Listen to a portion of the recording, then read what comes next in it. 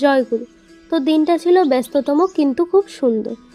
তো ওই দিন আমার বাড়িতে ছিল ঠাকুরের প্রভাতী সৎসঙ্গ, তারপর আবার ছিল আমার দুপুরে মন্দির যাওয়া, আবার রাতে একটা জন্মদিনের নিমন্ত্রণ। আর এই দেখো এদিকে ঠাকুরের কি সুন্দরভাবে ফুল দিয়ে সাজানো হয়েছে, আর এই হলো আমরা ঠাকুর ঘর।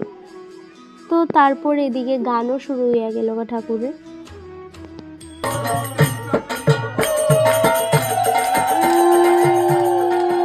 তো গানের শেষে এদিকে আমার বোন আর ছোট পিসি মিল্লা প্রসাদ রেডি করতেছিল। সবাই প্রসাদ নিয়ে যাওয়ার পর আমরা ভাই বোনরা এদিকে একটু ঠাকুরের গান গাওয়ার চেষ্টা করি। হ্যাঁ, এটা কিন্তু চেষ্টাই ছিল। তো কেউ কিন্তু এদিকে আবার আমরা গলা জাজ করতে যাইও না।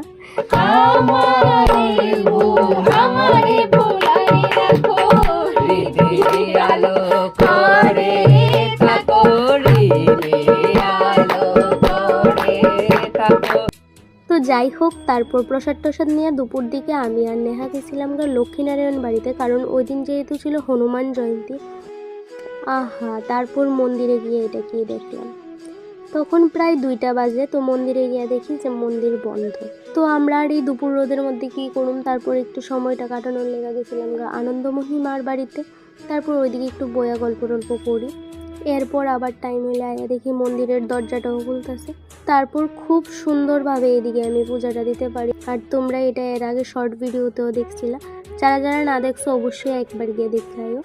তারপর পুজো দেওয়া সেরা আমি বাইরে একটা চামেলির তেলের প্রদীপ জ্বালাই, আর চামেলির তেলের প্রদীপ নাকি হনুমানজির অনেকটা প্রিয়। আর এইদিকে তো এখন তোমরা দেখতেছোই মানুষজনও সেই নাই, ভিড় তো নাই।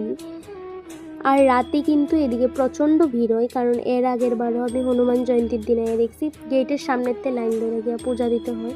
তো তারপর আমার একটু যাওয়ার ছিল ওরিয়েন্টে, আমার একটা প্র্যাকটিক্যালের জিনিস নেওয়ার। আর এইদিকে যেহেতু নেহার তারা ছিল, তো তাড়াতাড়ি করতেছিলাম আমি। তো তারপর তাড়াতাড়ি জিনিসটা নিয়ে আনি। তো এখনের জন্য এতটুকুই, রাতে আবার দেখা হইব জন্মদিনের ব্লগে। আর ওই ব্লগটা সত্যিই খুব মজার থাকবো, আর ওইটাতে তোমরা অনেক কিছু দেখতে পারবে।